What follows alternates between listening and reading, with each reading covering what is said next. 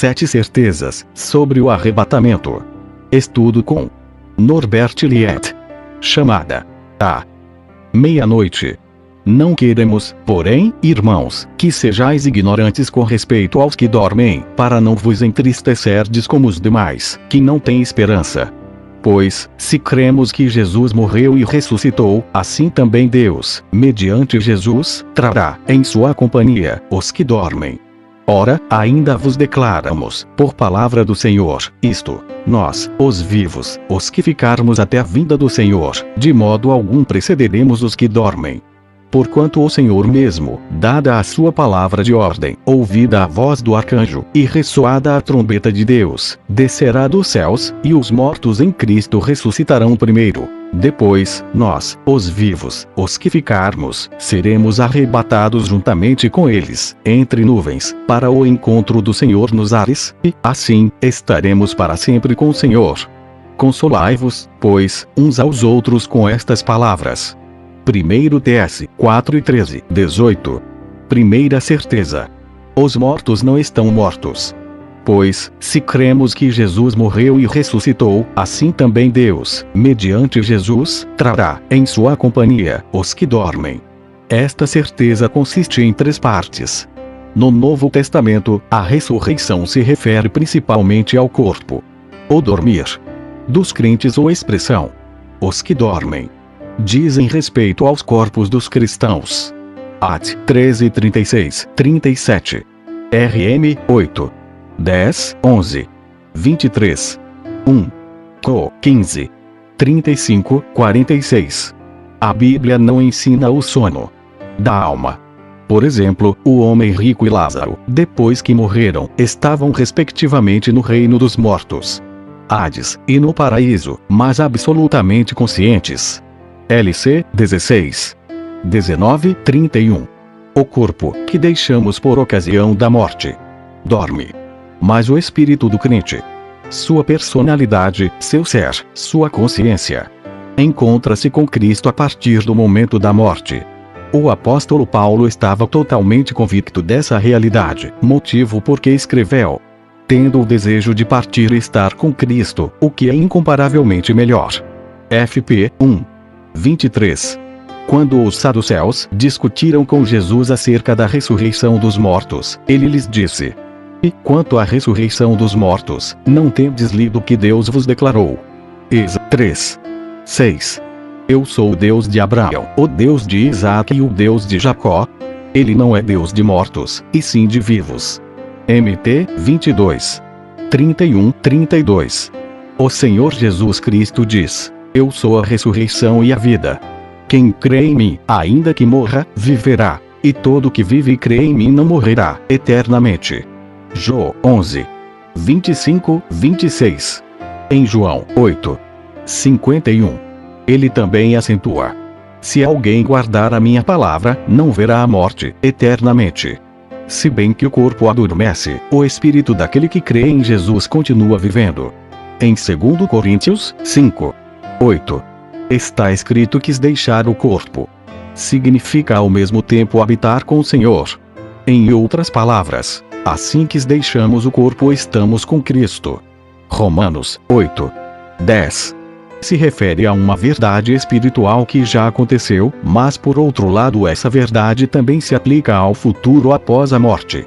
Se, porém, Cristo está em vós, o corpo, na verdade, está morto por causa do pecado, mas o espírito é vida, por causa da justiça. Em 1 Tessalonicenses 4. 16. Lemos acerca dos mortos em Cristo.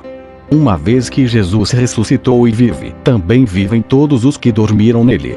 Espiritualmente eles estão em Cristo e vivem com Cristo. Pois a nossa pátria está nos céus. FP 3. 20. Fisicamente eles serão ressuscitados. A esperança de estar com Cristo. Mas a realidade é ainda mais maravilhosa. E isso também faz parte da certeza da salvação e do arrebatamento. Como cristãos, não dizemos por acaso: o Senhor levou tal irmão ou tal irmã. Realmente é verdade que um cristão é buscado por Jesus, enquanto o não crente é levado pela morte. A Igreja de Jesus não verá a morte. Não queremos, porém, irmãos, que sejais ignorantes com respeito aos que dormem, para não vos entristecerdes como os demais, que não têm esperança.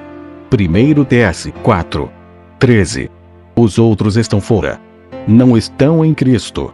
O versículo 14 trata dos que dormem em Jesus. Pois, se cremos que Jesus morreu e ressuscitou, assim também Deus, mediante Jesus, trará, em sua companhia, os que dormem. Porque, se cremos que Jesus morreu e ressuscitou, assim também aos que em Jesus dormem Deus os tornará a trazer com ele. Os cristãos que morreram foram postos para dormir por Jesus, assim como uma mãe ou um pai põe seus filhos para dormir à noite. Isso significa na prática: quando um crente morre, ele é buscado por Jesus, e assim não verá a morte. O Senhor está presente na morte de cada um de seus filhos, para levá-los para junto de si. A garantia de que os mortos virão com Cristo. A promessa de que Deus, mediante Jesus, trará, em sua companhia, os que dormem. É uma afirmação revolucionária.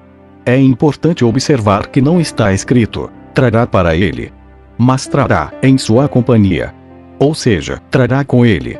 O próprio Senhor comunica ao apóstolo, e assim a toda a igreja, que os mortos em Cristo não serão prejudicados de modo algum, mas que até terão a primazia. Quando voltar, Jesus trará consigo os que morreram nele, pois eles já estão com ele. 1 TS 4:14-15. E ressuscitará seus corpos mortos em primeiro lugar. Somente depois disso acontecerá a transformação dos crentes ainda vivos, e então eles serão arrebatados juntos ao encontro do Senhor. Porque, se cremos que Jesus morreu e ressuscitou, assim também aos que em Jesus dormem Deus os tornará a trazer com ele. Portanto, isso significa simplesmente que os trazidos com Jesus em sua vinda são os espíritos sem corpo dos que morreram em Cristo. Primeiro, seus corpos serão ressuscitados e juntados aos espíritos. Depois os crentes vivos serão transformados e toda a igreja será levada para o céu com Jesus. O fundamento dessa esperança de ressurreição foi criado exclusivamente por Jesus através da sua morte e ressurreição. Disso consiste a força e o poder da ressurreição. Agora, o que importa é se cremos na sua morte e ressurreição. Certa vez Jesus perguntou aos seus discípulos: quem dizeis, ou credes, que eu sou? Mt. 16:15. Então Pedro deu a única resposta certa: Tu és o Cristo, o Filho do Deus vivo. Na sua opinião, quem é Jesus? Segunda certeza: o Senhor voltará pessoalmente. Porquanto o Senhor mesmo descerá dos céus. 1 TS 4:16. A ressurreição.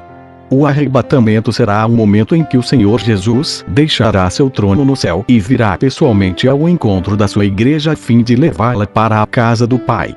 Assim como um noivo vai ao encontro da sua noiva, o Salvador virá ao encontro dos que comprou pelo seu sangue e os conduzirá para sua glória.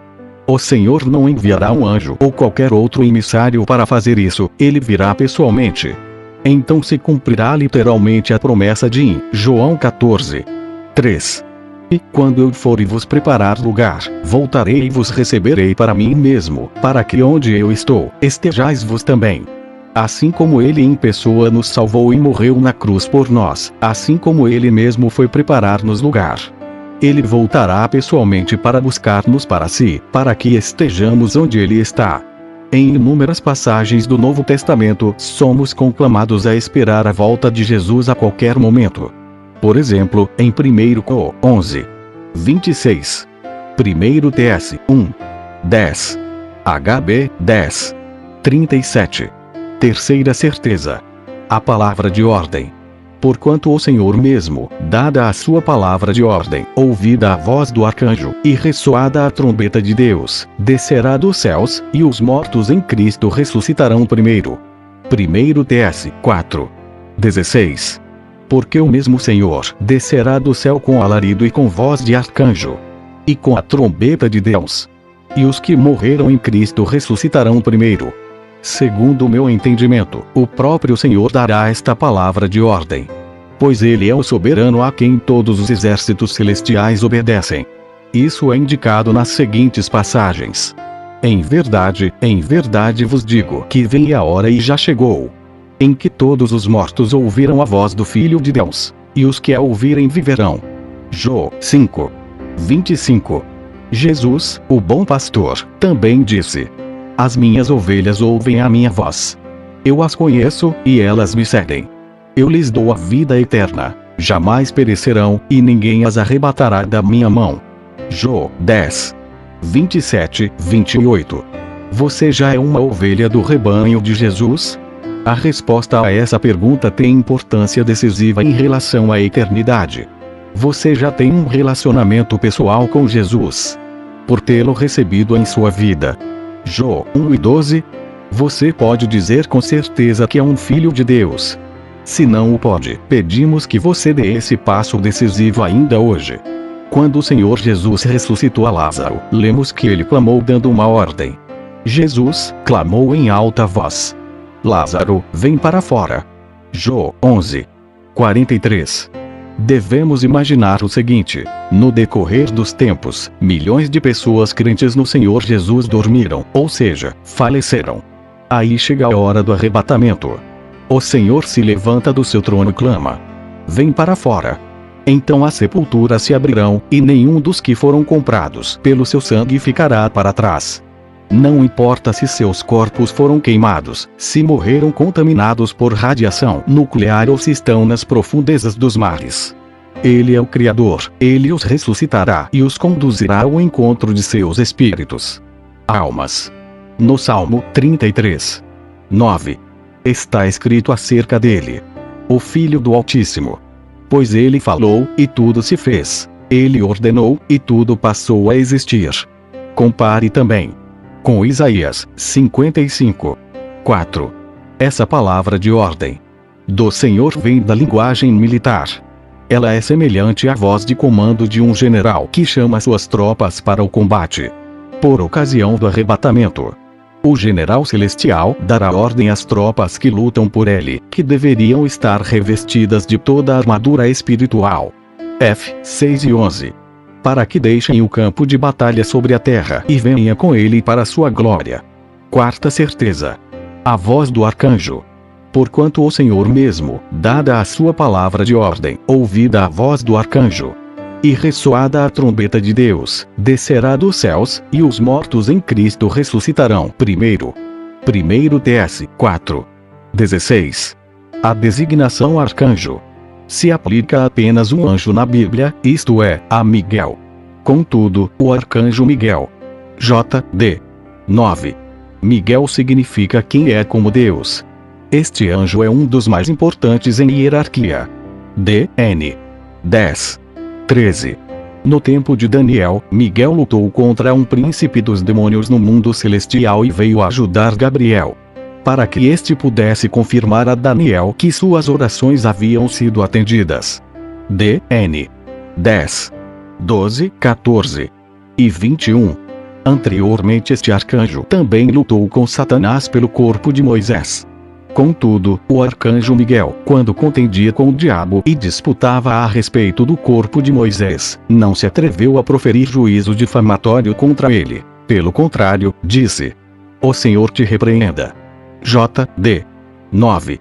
No final, Miguel e seus exércitos de anjos lutarão contra os exércitos de demônios de Satanás, os vencerão e lançarão sobre a terra para que não tenham mais acesso ao céu. Ap. 12, 7, 9. Porque se ouvirá a voz do arcanjo Miguel no momento do arrebatamento. Porque e para que ele levantará a sua voz, após a palavra de ordem do Senhor para o arrebatamento. A chave ou a resposta para isso está nas significativas palavras do arcanjo Gabriel ao judeu Daniel. Mas eu te declararei o que está expresso na escritura da verdade. E ninguém há que esteja ao meu lado contra aqueles, a não ser Miguel, vosso príncipe. DN 10, 21. Este arcanjo intervém de modo especial em favor do povo de Israel.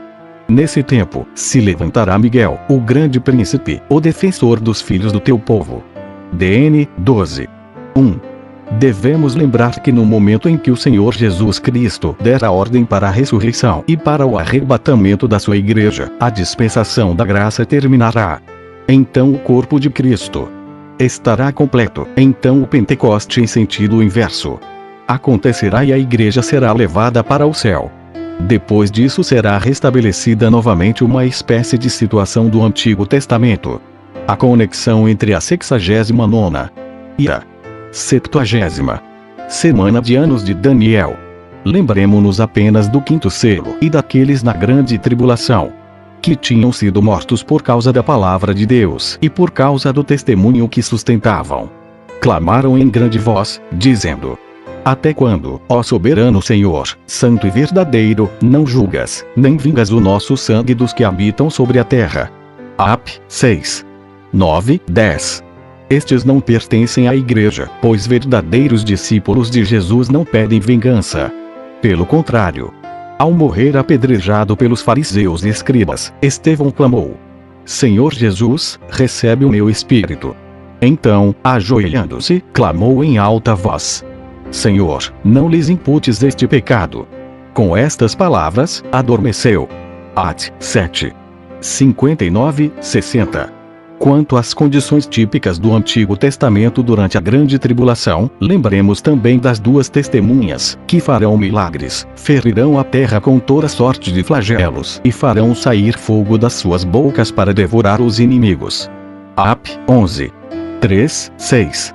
Compare também LC. 9. 54, 55. A Igreja de Jesus era um mistério. Ela foi inserida por Deus entre a 69ª e a 70ª semana de anos de Daniel. Depois que ela for arrebatada, começará a 70ª semana de anos, ligada à 69ª semana de Daniel 9. Enquanto a Igreja estiver na casa do Pai Celestial, o mundo e Israel entrarão na grande tribulação. Assim, o povo judeu passará outra vez inteiramente para o centro da ação de Deus. Por isso o príncipe angélico de Israel entrará novamente em ação, como no caso de Daniel, e levantará a sua voz. Para quê? Em favor do povo de Israel. Nesse tempo, se levantará Miguel, o grande príncipe, o defensor dos filhos do teu povo, e haverá tempo de angústia, qual nunca houve, desde que houve nação até aquele tempo. Mas, naquele tempo, será salvo o teu povo, todo aquele que for achado inscrito no livro. Daniel 12. 1. Naquele tempo significa quando a igreja tiver sido arrebatada, o anticristo tiver aparecido e a grande tribulação tiver começado, o arcanjo Miguel intervirá em favor do povo de Israel, pois então começará a salvação do remanescente de Israel. Muitos dos que dormem no pó da terra ressuscitarão, uns para a vida eterna, e outros para a vergonha e horror eterno. Os que forem sábios, pois, resplandecerão como o fulgor do firmamento, e os que a muitos conduzirem à justiça, como as estrelas, sempre e eternamente. Tu, porém, Daniel, encerra as palavras e sela o livro, até o tempo do fim. Muitos o esquadrinharão, e o saber se multiplicará. Muitos serão purificados, embranquecidos e provados. Mas os perversos procederão perversamente, e nenhum deles entenderá, mas os sábios entenderão. Daniel 12. 2, 4 e 10. A voz do arcanjo em geral também é entendida como uma chamada coletiva de reunião e recolhimento dos santos do Antigo Testamento. Atualmente muitos israelitas já chegaram ao conhecimento mais elevado que existe. Eles creram em Jesus Cristo, o seu Messias. E o próprio Senhor acrescenta sempre mais judeus à sua igreja, como se conclui pelo seguinte relato. Ao profeta Daniel foi ordenado: Tu, porém, Daniel, encerra as palavras e sela o livro, até o tempo do fim. Muitos o esquadrinharão, e o saber se multiplicará. Que tipo de saber se multiplicará? Resposta: cada vez mais judeus reconhecerão que Jesus é o Messias. Já observamos o início disso hoje em dia. O número de membros das igrejas judaico-messiânicas multiplicou-se por 10 nos últimos 30 anos. Mas, voltando à voz do arcanjo, podemos imaginar que Miguel acompanhará o Senhor quando ele vier buscar a sua igreja. Pois o próprio Senhor descerá do céu com um potente clamor, com o vibrante brado do arcanjo e com o vigoroso toque de trombeta de Deus. 1 TS 4. 16. Evidentemente o Senhor não teria necessidade desse acompanhamento, mas parece que o arcanjo Miguel é o guerreiro que atua nos ares contra Satanás. Daniel 10. e como Israel terá entrado em cena novamente, o arcanjo intervirá lutando em favor do povo da aliança de Deus. O arrebatamento da Igreja de Jesus, toda pessoa salva, seja judeu ou gentil, será retirada da terra, provocará um golpe repentino, dramático e inimaginável na história da humanidade que ficará para trás. Esse acontecimento revolucionário desencadeará uma série de outros acontecimentos subsequentes. Queremos destacar um deles. Em Israel irromperá um avivamento. Romanos 11, 25. Diz de maneira bem clara: porque não quero, irmãos, que ignoreis este mistério, para que não sejais presumidos em vos mesmos. Que veio endurecimento em parte a Israel, até que haja entrado a plenitude dos gentios. Na Igreja de Jesus. Quando a plenitude dos gentios, das nações, tiver entrado no corpo de Cristo, ele será levado para o céu. Aí terminará o endurecimento de Israel, sua cegueira acabará. Então muitos judeus chegarão ao saber de Daniel 12, 4. Entendendo que o Senhor Jesus é o seu Messias. É muito provável que nos dias após o arrebatamento milhares e milhares de judeus se converterão a Jesus, à semelhança do que aconteceu no começo da igreja no livro de Atos. Então brotará e nascerá a semente do Evangelho espalhada oralmente e de forma impressa pelos judeus messiânicos, que nesse tempo também terão sido arrebatados. Os que ficarem para trás, familiares, amigos, colegas, etc., procurarão Bíblias, livros e outras publicações cristãs deixadas pelos arrebatados. Eles se lembrarão daquilo que leram e ouviram, de comentários bíblicos e pregações sobre a esperança pelo Messias. Essa esperança já germina atualmente no coração de muitos judeus. Depois do arrebatamento aparecerão também os 144 mil selados de Israel. Ap. 7. 4, 8. E as duas testemunhas. Ap. 11. 3.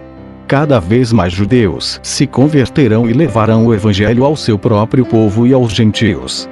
Nisto os judeus terão uma grande vantagem, pelo fato de terem sido espalhados por todo o mundo e dominarem muitas línguas diferentes. Mas, para sermos exatos, devemos dizer também que nem todos os judeus se converterão.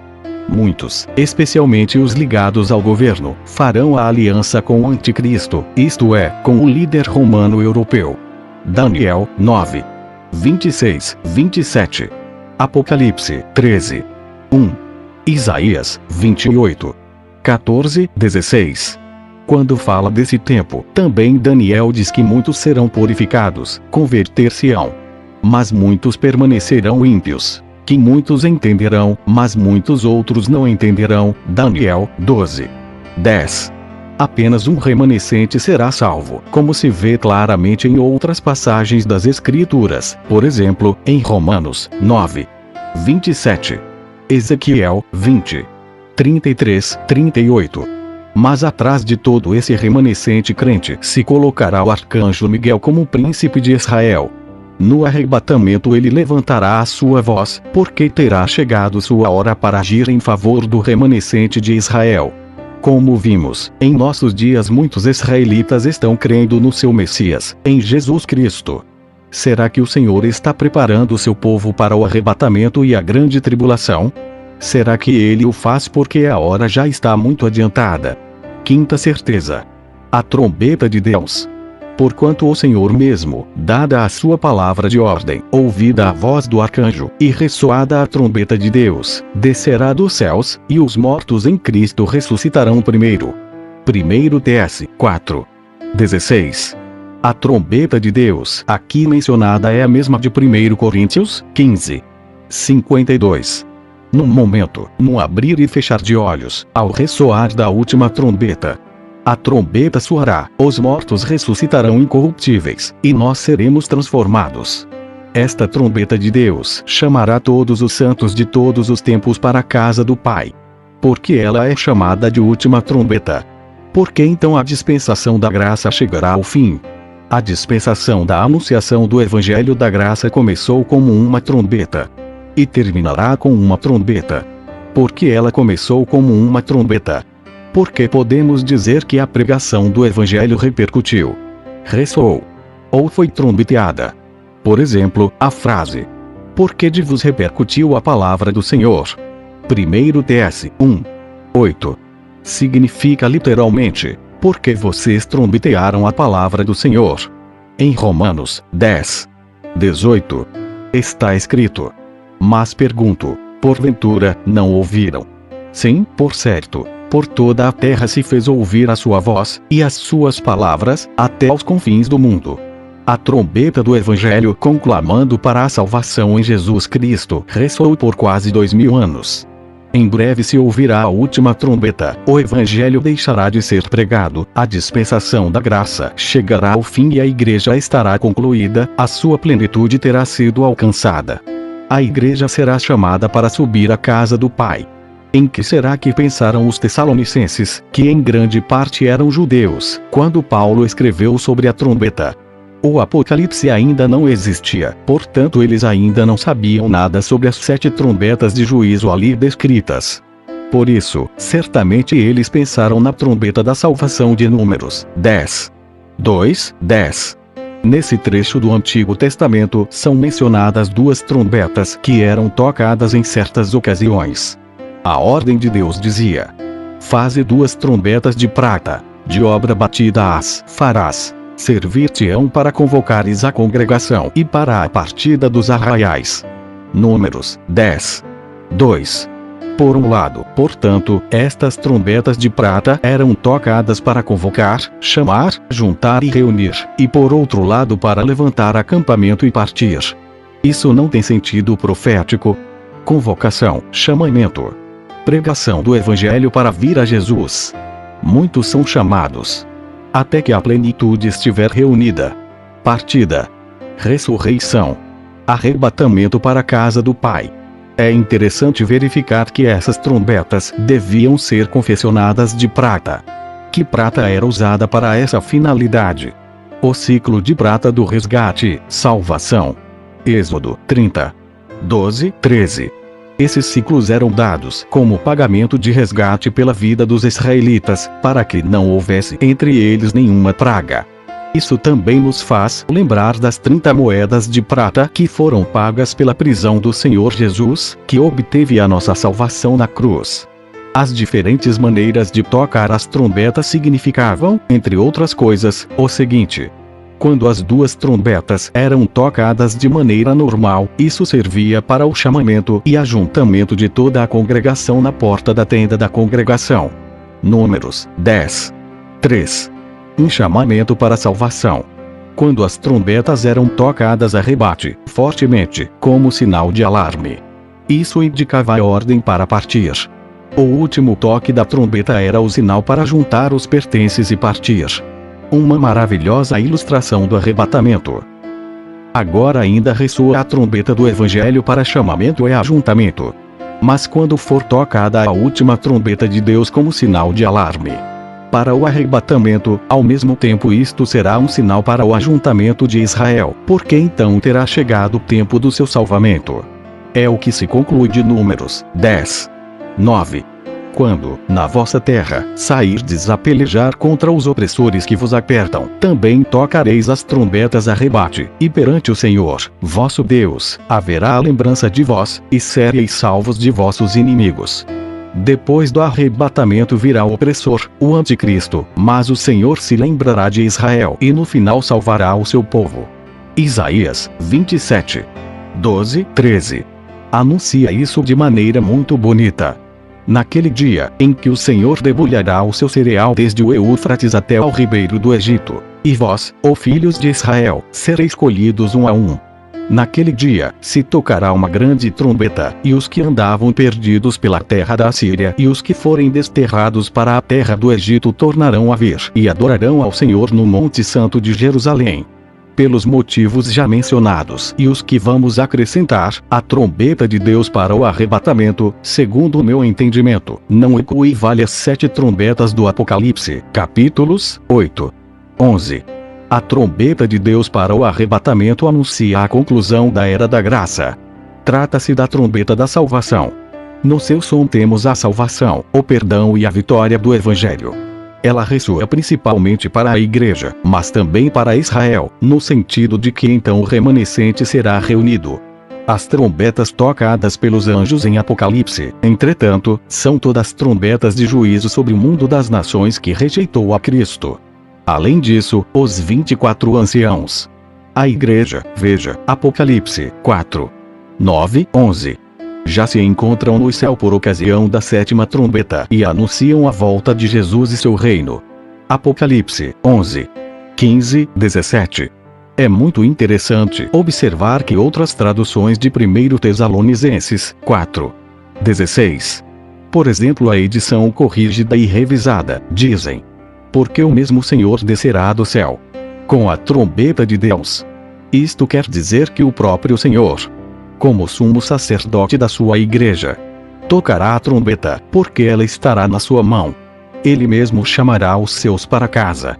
Ele mesmo dará a ordem e o sinal para a retirada da sua igreja.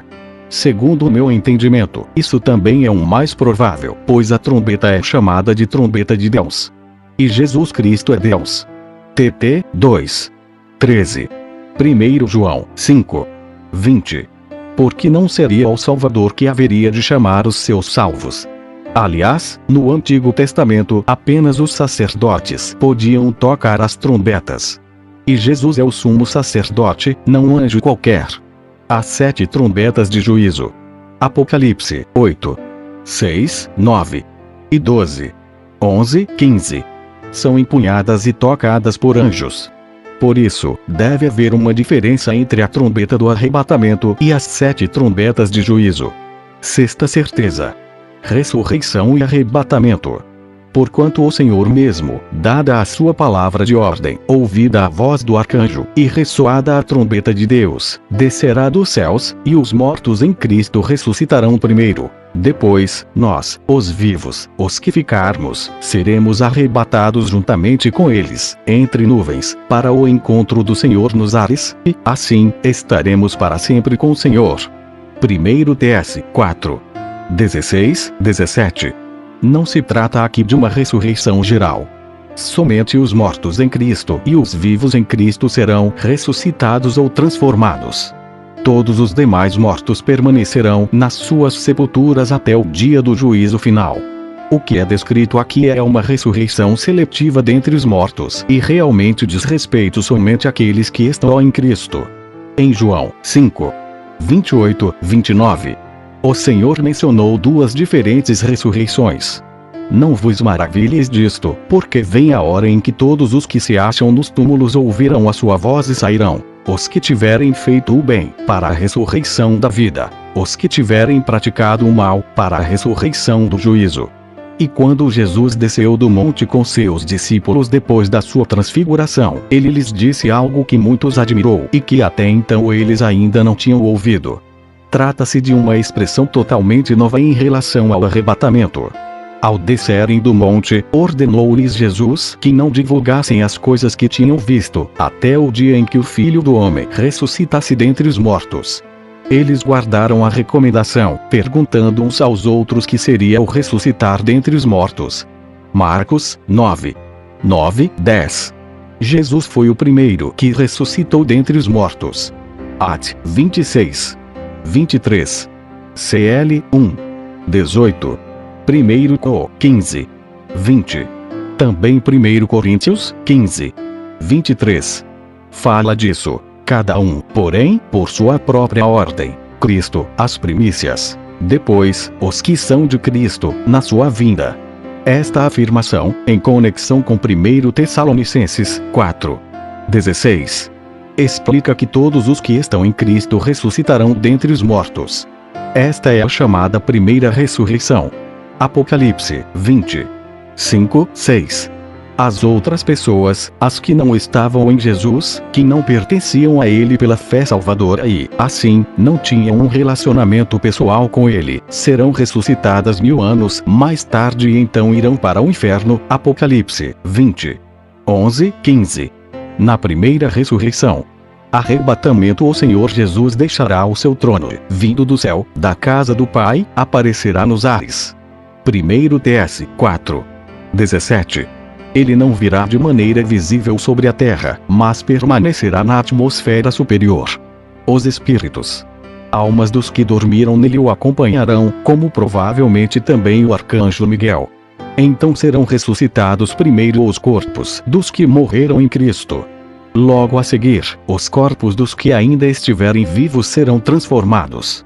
Então a igreja será arrebatada coletivamente ao encontro do Senhor nos ares, entre nuvens, e ele levará sua noiva para a casa do Pai. A igreja terá então deixado seu lugar na terra e João 14. 1:6. Estará cumprido. Tudo isso naturalmente acontecerá numa fração de segundos. 1 Coríntios 15. 51-53. Sétima certeza. Estar para sempre com o Senhor. E assim, estaremos para sempre com o Senhor. Consolai-vos, pois, uns aos outros com estas palavras. 1 TS 4. 17-18. Esta garantia. Estaremos para sempre com o Senhor. É um consolo eterno acima de tudo que é passageiro neste mundo. A partir desse momento, nada mais estará sujeito à morte para qualquer filho de Deus. Todas as tristezas do passado, todas as misérias e tentações, todas as perguntas, tudo será esquecido e respondido por este fato. Estaremos para sempre com o Senhor. Estaremos para sempre com o Senhor. Significa que a igreja estará sempre onde Jesus estiver. Ela participará de toda a sua riqueza divina. Então se cumprirá o que está escrito em Tito 2:13. Aguardando a bendita esperança e a manifestação da glória do nosso grande Deus e Salvador Cristo Jesus. Aguardando ansiosamente aquele tempo quando se verá a sua glória. A glória do nosso grande Deus e Salvador Jesus Cristo. Mas quem não tem Jesus cai num abismo insondável de desespero. Aquele que não tem Jesus perde a bendita e eterna esperança. Justamente nesta passagem da ressurreição e do arrebatamento, a Bíblia nos mostra que haverá pessoas que estarão dentro. 1 Tessalonicenses 4:16. E pessoas que estarão fora. Versículo 12. Que haverá pessoas cheias de esperança e pessoas sem esperança. Versículos 13. Pessoas que estarão para sempre com o Senhor e pessoas eternamente separadas dele. Versículos 17. Pessoas consoladas e pessoas sem consolo. Versículos 18. Aquele que não está em Cristo não tem nenhum relacionamento com Deus. Tal pessoa está fora. Sem esperança, porque não tem lar. Uma pessoa sem Jesus ficará eternamente sem consolo e sem paz. Como você pode ganhar o direito de morar na casa do Pai Celestial, adquirir a esperança de estar para sempre com o Senhor e transmitir esse consolo também para outros, decidindo-se por Jesus Cristo e por sua obra de salvação consumada na cruz.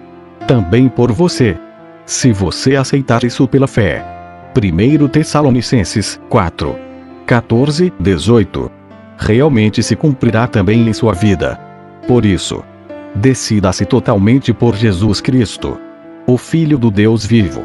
A palavra do Deus eterno lhe diz em Jó 11:13-18. Se dispuseres o coração e estenderes as mãos para Deus, sentir-te-á seguro, porque haverá esperança. Amém.